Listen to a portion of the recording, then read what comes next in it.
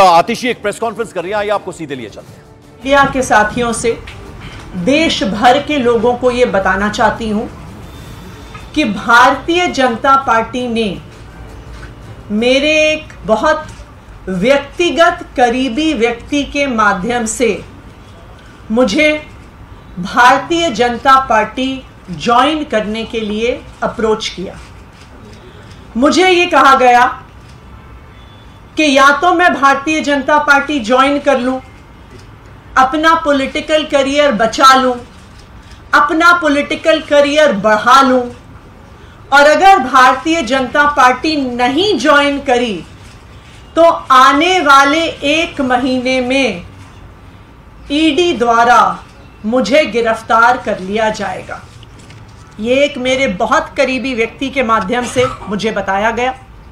उन्होंने कहा कि प्रधानमंत्री नरेंद्र मोदी जी और भारतीय जनता पार्टी ने अपना मन बना लिया है कि आम आदमी पार्टी को और उसके सभी नेताओं को अब वो कुचलना चाहते हैं, खत्म करना चाहते हैं।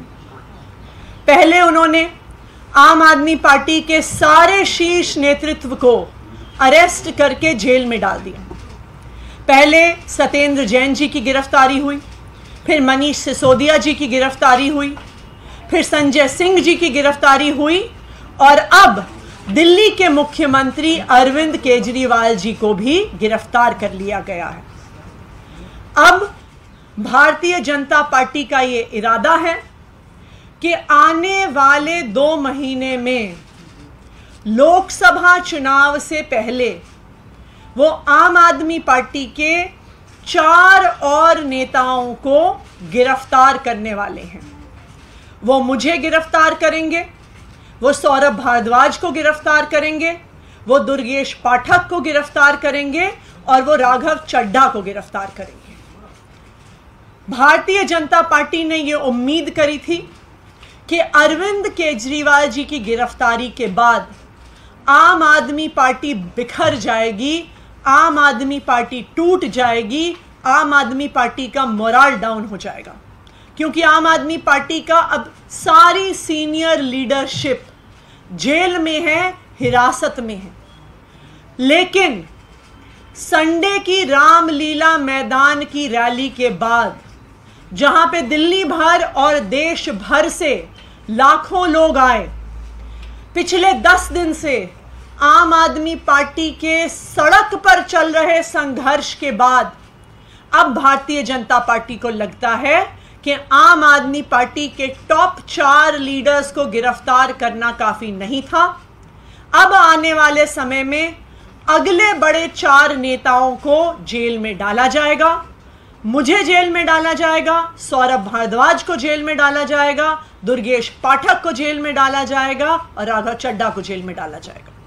मुझे ये बताया गया कि आने वाले कुछ ही दिनों में मेरे पर्सनल रेजिडेंस पे ईडी की रेड होगी। ना सिर्फ मेरे घर में ईडी की रेड होगी, मेरे रिश्तेदारों, मेरे परिवार वालों के घर में रेड होगी। उसके बाद हम सब लोगों को समन्स भेजे जाएंगे, और समन्स के कुछ ही समय बाद हमें गिरफ्तार किया जाएगा। मैं आज इस मंच के माध्यम से, आप सभी के चैनल्स के माध्यम से भारतीय जनता पार्टी को ये बताना चाहती हूं कि हम आपकी धमकियों से डरने वाले नहीं हैं। हम अरविंद केजरीवाल के सिपाही हैं, हम भगत सिंह के चेले हैं। जब तक आम आदमी पार्टी के हर नेता, हर विधायक, हर कार्यकर्ता में आखिरी सांस तक बची है, तो हम अरविंद केजरीवाल जी के नेतृत्व में इस देश को बचाने के लिए, इस देश के संविधान को बचाने के लिए, इस देश के लोगों को एक बेहतर जिंदगी देने के लिए काम करते रहेंगे। आप चाहे एक एक आदमी को उठा के जेल में डाल दो, आप चाहे एक एक विधायक को उठा के जेल में डाल दो, आप चाहे एक एक कार्यकर्ता को उठा के जेल में डालो, आप हर व्यक्ति जिसको आप जेल में डालोगे उसकी जगह 10 और लोग अरविंद केजरीवाल जी की इस लड़ाई को लड़ने के लिए सामने आएंगे और आपको हरा के रहेंगे। Thank you. क्या आप मानते हैं कल जो वोट में नाम लिया गया वो इसी कड़ी में का हिस्सा है? देखिए, ये बिल्कुल संभव है, क्योंकि कल जो ईडी ने सौरभ भारद्वाज जी और मेरा नाम कोर्ट में लिया, वो एक ऐसे बयान के आधार पर लिया जो बयान ईडी और सीबीआई के पास 1.5 साल से मौजूद है। ये बयान ईडी की चार्जशीट में भी है, ये बयान सीबीआई की चार्जशीट्स में भी है। तो आज इस बयान को उठाने का क्या कारण था? इस बयान को उठाने का कारण था कि अब भारतीय जनता पार्टी को लग रहा है कि अरविंद केजरीवाल, मनीष सिसोदिया, संजय सिंह, सत्येंद्र जैन के जेल में होने के बावजूद भी आम आदमी पार्टी एकजुटता के साथ, आम आदमी पार्टी मजबूती के साथ अभी भी जमीन पर लड़ रही है। और जो रामलीला मैदान में रैली हुई, जिस भारी संख्या में लोग आए, जो जन सैलाब आया, उनको अब समझ में आ गया है कि आम आदमी पार्टी की नेक्स्ट लाइन ऑफ लीडरशिप को भी गिरफ्तार करना पड़ेगा। आम आदमी पार्टी के, चाहे मुझे, सौरभ भारद्वाज को, राघव चड्ढा को, दुर्गेश पाठक को, अब वो जेल में डालने का प्लान बना रहे हैं। मैम, एक सवाल ये है कि आप कह रहे हैं जेल से सरकार चलेगी, लेकिन अब सीएम जेल जा चुके हैं। ऐसे में जो मुलाकातियों की लिस्ट है उसमें कोई कैबिनेट मंत्री नहीं है और तमाम जो प्रोटोकॉल्स हैं, चाहे वो किसी फाइल का आगे बढ़ना तो कैसे होगा? क्या सरकार बर्खास्तगी की तरफ बढ़ रही है? कोई कॉन्स्टिट्यूशनल क्राइसिस, या आप लोग अदालत से किसी तरह की रेमेडीज मांगेंगे?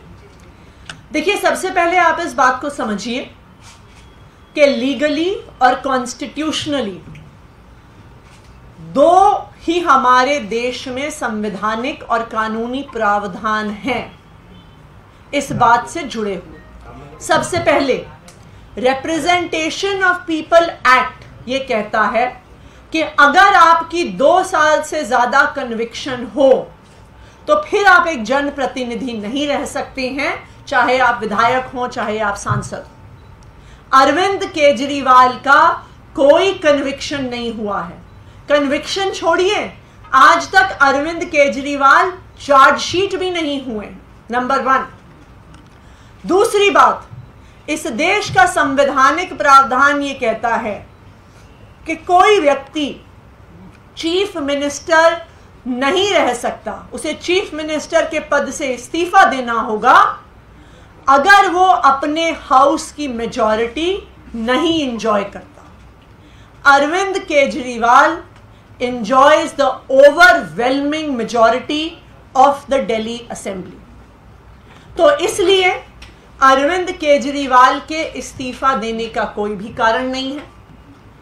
अगर आज अरविंद केजरीवाल इस्तीफा दे देते हैं तो ये भारतीय जनता पार्टी के लिए एक बहुत सीधी और सरल एक एसओपी तैयार कर देती है, एक स्टैंडर्ड ऑपरेटिंग प्रोसीजर तैयार कर देता है। जिस तरह उन्होंने पिछले 8-9 साल में ऑपरेशन लोटस को एक स्टैंडर्ड फॉर्मूला बना लिया है, ये तो उससे भी आसान है। ईडी के माध्यम से prevention of money laundering act में हर विपक्ष के मुख्यमंत्री के ऊपर केस कर दो, उसके बाद उसे गिरफ्तार कर दो और फिर कहो कि संवैधानिक संकट पैदा हो गया है, इस्तीफा दो वरना हम राष्ट्रपति शासन लगाएंगे। इससे आसान तरीका भारतीय जनता पार्टी के पास विपक्ष की सरकारें गिराने का क्या है? दिल्ली में भी अरविंद केजरीवाल की गिरफ्तारी का यही असली कारण है। कल अरविंद केजरीवाल जी को जुडिशियल कस्टडी में भेजा ईडी ने। उन्होंने कहा हमें जुडिशियल कस्टडी चाहिए। क्यों चाहिए आपको जुडिशियल कस्टडी? अरविंद केजरीवाल की गिरफ्तारी के समय ईडी ने कहा कि हम इन्हें गिरफ्तार कर रहे हैं क्योंकि हमें इनसे पूछताछ करनी है, क्योंकि हमने इतने समन्स भेजे और ये समन्स पर नहीं आए तो हम पूछताछ करने के लिए इन्हें गिरफ्तार कर रहे हैं। अब 11 दिन की पूछताछ हो गई, आपने जो जानना था आपने जान लिया। अब आपको अरविंद केजरीवाल को जेल में क्यों भेजना है? इसलिए भेजना है क्योंकि इस गिरफ्तारी के 2 ही मकसद थे। इस गिरफ्तारी का पहला मकसद था अरविंद केजरीवाल को चुनाव के दौरान कैंपेन करने से रोकना, और दूसरा मकसद था कि दिल्ली की चुनी हुई सरकार, दिल्ली की चुनी हुई लोकप्रिय सरकार को गिरा देना, राष्ट्रपति शासन लगाना और फिर चोर दरवाजे से भारतीय जनता पार्टी की सरकार बनाना। Thank you. जो बड़े एक्सपोजे की बात कल अपने एक्सपोज के जरिए आतिशी ने की थी, वो बात उन्होंने आज कह दी। बड़ा बयान आतिशी ने दिया। उन्होंने कहा कि मेरे एक करीबी हैं, मेरे एक नजदीकी है, जिनके थ्रू मुझे अप्रोच किया गया कि या तो मैं बीजेपी में शामिल हो जाऊं, वरना 1 महीने के अंदर अंदर एनफोर्समेंट डायरेक्टरेट की टीम मेरे घर पर छापे मारेगी। ना केवल मेरे घर पर, बल्कि मेरे करीबियों के घर पर भी छापे मारे जाएंगे और फिर मुझे अरेस्ट कर लेंगे। एक और बड़ी बात उन्होंने कही कि न सिर्फ मैं, बल्कि सौरभ भारद्वाज, दुर्गेश पाठक और राघव चड्ढा, इन चारों को भी गिरफ्तार करने की प्लानिंग है बीजेपी की। प्रधानमंत्री नरेंद्र मोदी का भी उन्होंने साथ साथ जिक्र कर दिया और उन्होंने कहा कि उन्होंने एक और बड़ी बात कही कि हमें लगातार जो सेकंड लाइन है लीडरशिप की, पहली जो लाइन है वो तो ऑलरेडी अंदर है और ये एकमात्र मकसद है कि ये जो पॉपुलर सरकार चुनी गई है लोगों के द्वारा, दिल्ली की जनता के द्वारा, वो उस किसी तरह से गिरे। और दूसरा ये कि चूंकि चुनाव प्रचार का वक्त है, लोकसभा चुनाव है, तो ऐसे में अरविंद केजरीवाल जो है वो चुनाव जो है वो उसके लिए बाकायदा अपनी पार्टी की तरफ से बात ना कह पाए, वो चुनावी कैंपेन में शामिल ना हो पाए, तो ये मंशा है। ये बात उन्होंने कही और साथ ही साथ कहा कि बाकायदा उन्हें ऑफर एक तरह से आ रहा है, उन्हें अप्रोच किया जा रहा है कि वो या तो बीजेपी में शामिल हो जाएं या फिर उनके घर पर छापे पड़ेंगे ईडी के और फिर उन्हें अरेस्ट कर लिया जाएगा। ना सिर्फ उन्हें अरेस्ट किया जाएगा बल्कि उनके अलावा दूसरे मंत्री सौरभ भारद्वाज और साथ ही साथ दुर्गेश पाठक और राघव चड्ढा, इन सबको अरेस्ट किया जाएगा। और ये ठीक इलेक्शन के वक्त ये स्ट्रैटेजी एक बीजेपी ने की कि चोर दरवाजे के अंदर वो फिर सरकार बना लें दिल्ली के अंदर। ये बड़ी बात जो कहते थे मैं देश की आजादी लड़ रहा हूं और देश का हिस्सा एक बड़ा हिस्सा कच्छा द्वीप जैसे एक टापू को मुफ्त में श्रीलंका को दे देना, अपने देश की जिस लड़ाई लड़कर हमने इस देश की आज़ादी हासिल की हो उसको एक किसी को ऐसी फेंक देना और कहना कि मेरे पास समय ही नहीं है इसके ऊपर डिस्कशन करने का, मैं ऐसी चीज़ों में अपना समय वेस्ट नहीं करना पसंद करता। तो मुझे लगता है पी चिदम्बरम जी को आज ये जवाब देना चाहिए कि कांग्रेस ने इतना बड़ा देश के साथ पाप अन्याय किया और कांग्रेस अब तक चुप क्यों रही।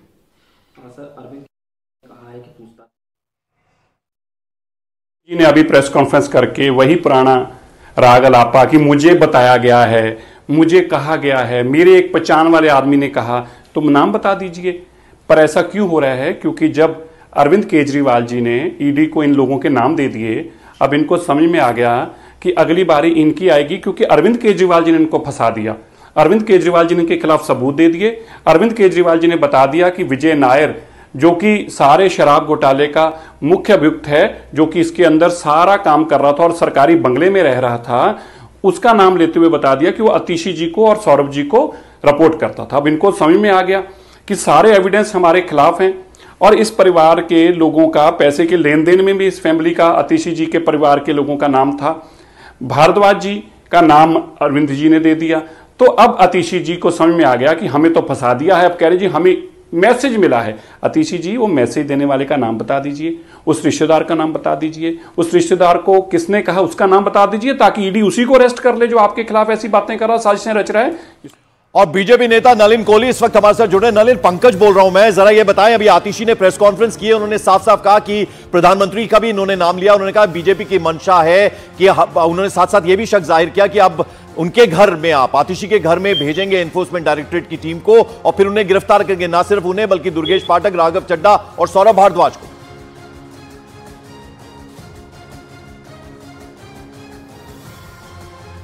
नलिन, मेरी आवाज मिल रही है आपको? बिल्कुल आपकी आवाज आ रही है पंकज जी, मेरी आवाज आ रही है? बिल्कुल, आप बोलिए, जवाब दीजिए सर।